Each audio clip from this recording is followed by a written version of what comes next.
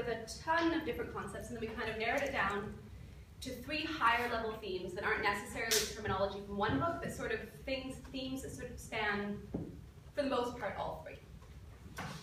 So the 3 concepts we narrowed it down to is the idea of connectivity versus actually being connected or actually being somewhat social.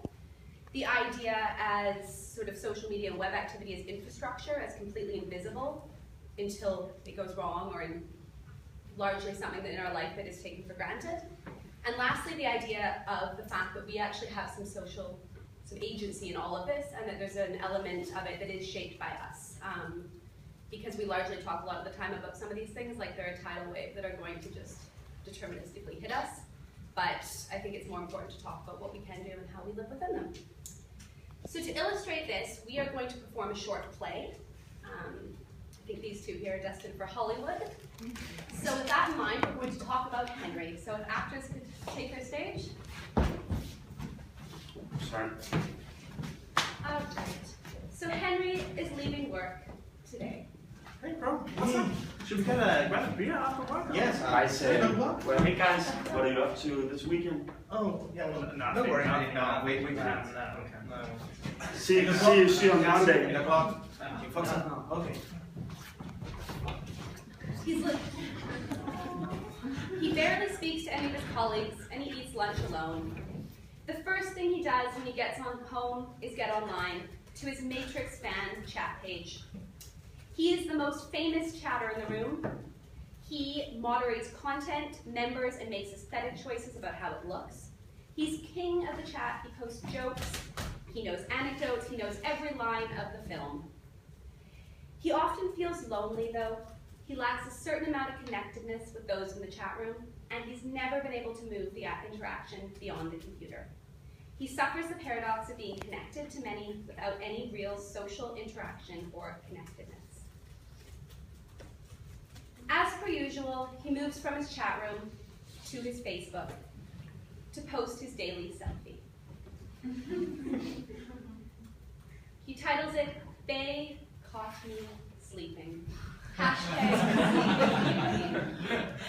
He does this to make sure he keeps up an appearance with all of his friends and to make sure that it looks like he has something going on.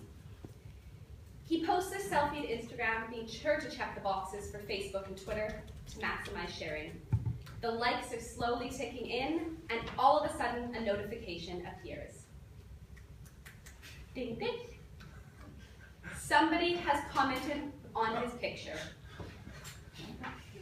Right when he goes to check, he all of a sudden realizes that Wi-Fi has disconnected. No!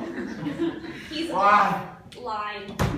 He takes the infrastructure of the internet completely for granted, and it is nearly invisible until the exact moment that it disappears. He tries to fix everything to fix access to his online world, but he can't.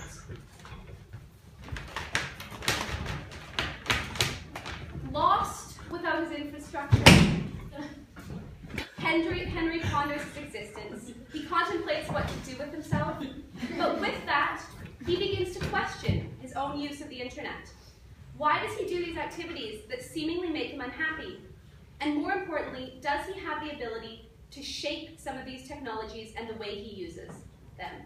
Or are they simply determining his behavior? Got to see.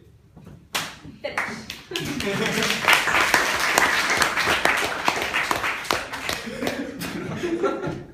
So overall, these are the concepts we picked and found most salient because we think we're developing a world of a lot of weak connections, and we also don't think about why we maintain those connections or what we're getting from them.